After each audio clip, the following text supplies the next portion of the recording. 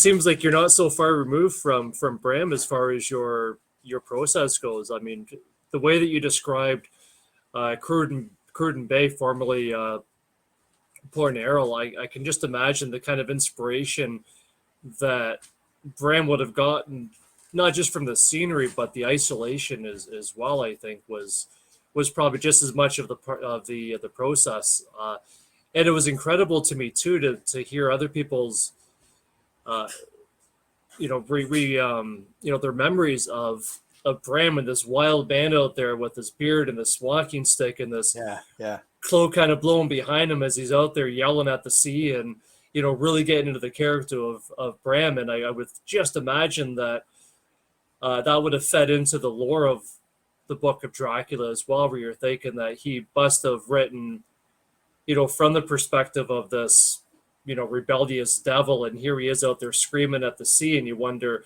is this a man that's being, made slightly insane by his own, his own makings, or is this just a man that is so, like you allude to in the book Stoker on Stoker, again to mention that book, if he was just that much of a method actor that, in order to write so vividly about this book and about Dracula and all the other stories that he's written, if it was because he was just constantly putting himself right in there with these devils and these monsters in this isolated place. It was just very easy to imagine this guy going crazy on there, but in a sense, maybe it was the most sane thing that he did for himself at the time.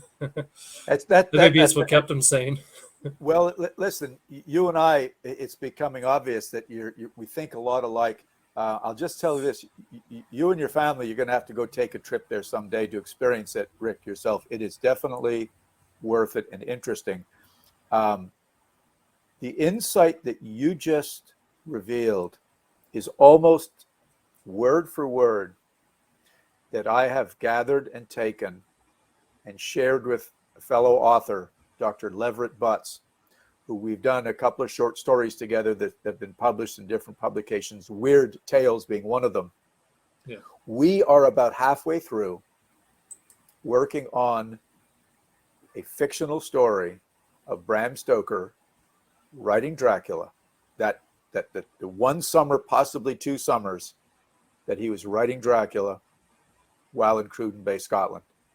And as you were talking about, and I don't want to give spoilers away, but a possible descent into madness, and how he was handling that, how his family handled that, how those people around him handled that, and what went on.